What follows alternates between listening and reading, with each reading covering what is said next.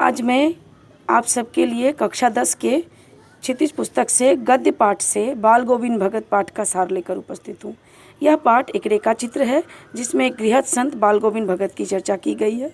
भगत मझोले कद के, गोरे चिट्टे, 60 वर्ष के ऊपर के एक व्यक्ति हैं जो कमर में लंगोटी पहनते हैं, सिर पर कबीर की सी कनफटी टोपी, माथे पर रामानंदी चंदन, गले में तुलसी की माला।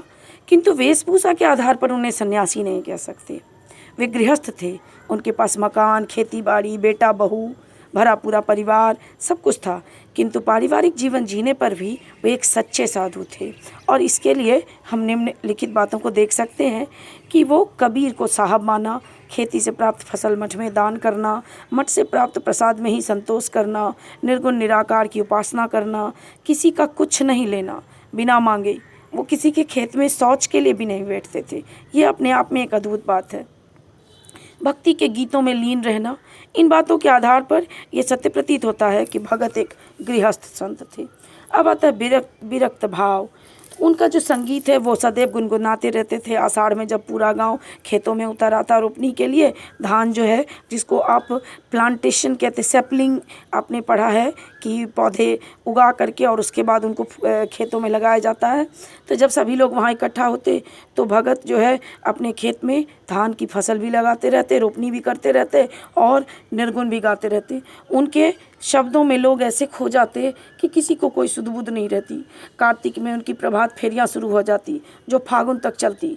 गर्मियों में वे अपने घर के आंगन में बैठकर प्रेमी मंडली के साथ खंजरियों और करतालों के बीच सुरताल के साथ गाते। सारा आंगन नृत्य तथा संगीत से ओतप्रोत हो उठता। हर व्यक्ति उनकी निश्चलता का और निस्वार्थ भाव का जो है कायल था। वो बहुत संतोषी प्रवृत्ति के थे। जो उपजाते मठ में दे देते और मठ से जो प्राप्त होता उसी से अपना जीवन यापन करते थे। उसके बाद आता है विरक्त भाव। सब कुछ होते हुए भी भगत के अंदर विरक्ति भाव है। उनकी संगीत साधना का चरमोत्कर्ष तब देखा गया जब उनके पुत्र की मृत्यु हो गई। पुत्र की मृत्यु के बाद वो भजन गा रहे थे। बहू जो रो रही थी तो उसको वो कहते हैं कि तुम रो मत, क्योंकि ये आत्मा और परमात्मा के मिलन का समय है, ये रोने का समय नहीं है। उनका ये कहना उनके विरक्त भाव को दगाता है। जब तक उनका बेटा था वो थोड़ा बोदा था, थोड़ा सा मंदबुद्धि, लेकिन वो अपने बेटे को बहुत अधिक प्रेम करते थे और उसका ध्यान रखते थे, क्योंकि उन्हें लगता था कि इसके लिए बहुत ध्यान रखना ज़रूरी है। लेकिन जब उसकी मृत्यु हो जाती है तो वो मानते हैं कि आत्मा का परमात्मा से मिलन हो गया है और इससे उत्तम कोई समय नहीं हो सकता, क्योंकि आत्मा परमात्मा के पास चली गई है तो यह तो आनंद का विषय है। तो वो अपनी बहू को भी कहते हैं कि यह रोने का नहीं, उत्सव मनाने का समय है। उसके बाद भगत के व्यक्तित्व की और अन्य खूबियाँ जो हैं, रूढ़िवादी विचारधाराओं का वो विरोध करते हैं। बेटे का क्रियाकर्म जब कराने का समय आता है तो वो बहू से कहते हैं कि वो मुखाग्नि दे और क्रियाकर्म करे।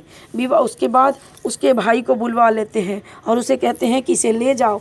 बहू नहीं जाना चाहती है, लेकिन फिर भी जबरन उसे भेजते हैं कि इसे ले जाओ और इसकी उम्र कम है, इसका विवाह कर दो। अब आप अंदाज़ा लगा सकते हैं कि आज से 60 वर्ष 70 वर्ष पूर्व, आज से 60-70 वर्ष पूर्व कोई व्यक्ति जो कि एक मूर्ख व्यक्ति ही है, लेकिन वो एक निर्गुण निराकार का उपासक, एक सच्चा साधु है और उसकी सोच इतनी अग्रणी है कि उसे लगता है कि विधवा का विवाह हो जाना चाहिए, उसे अकेले जीवन यापन नहीं करना चाहिए। उसके बाद आता है कि वो गंगा स्नान करने जाते थे, तो उसमें भी बात है, वो गंगा के लालच से नहीं जाते थे। उनको लगता था कि गंगा स्नान करने जाएंगे तो वहाँ पर आए हुए संत महात्माओं से भेंट मुलाकात होगी, और ये बात बाल गोविंद भगत को गंगा की तरफ खींच लेती थी। इस बार जब वो बहू के जाने के, बहू तो जाना नहीं चाहती थी क्योंकि बहू समझती थी कि ये उसका कर्तव्य है कि वो अपने ससुर के साथ रहे, उनकी देखभाल करे। लेकिन बाल गोविंद भगत जो है उनको लगा कि नहीं, भगत जी ने जबरन भेज दिया। उसके बाद जब वो गंगा स्नान करके आए तो उनको थोड़ा बुखार था, लेकिन उन्होंने आराम नहीं किया, अपना नियम व्रत नहीं छोड़ा, अपने नियम से जो उनकी दिनचर्या थी उसी प्रकार जीते रहे। और एक सुबह जब लोगों को उनके भजन सुनाई नहीं दिए, तब जब देखने सब गए तो देखा कि वहाँ उनकी लाश पड़ी हुई है। तो लाश को पंजर कहते हैं, यानी उनकी मृत्यु भी उनके अनुरूप हुई। वो नहीं चाहते थे कि वो किसी पे बोझ बने। वो सच में उत्सव जैसा माहौल था, क्योंकि बीमार होने के बावजूद भगत को किसी की मदद की ज़रूरत नहीं पड़ी। तो अब इसके आधार पर मैं कुछ एक प्रश्न बोल रही हूँ, उसके बारे में आप देखें और चर्चा करें। बाल गोविंद भगत के संगीत में जादू का भ्रम क्यों होता है? एक प्रश्न है। और दूसरा है कि भगत अपनी बहू से कहते हैं कि बिरहिनी अपने प्रेमी से जा मिली, तो इस कथन का क्या आशय है। ये 2 प्रश्न मैं दे रही हूँ। आपको अगर इस पाठ में कोई दिक्कत हो तो आप मुझे बताएं, मेरे नंबर पे फ़ोन करें, 79 वाला जो नंबर है आपका, मेरे नंबर पे फ़ोन करके आप मुझसे बाकी समस्याओं का भी जो है निपटारा कर सकते हैं। आपको कोई दिक्कत हो तो आप मुझसे पूछ सकते हैं। धन्यवाद।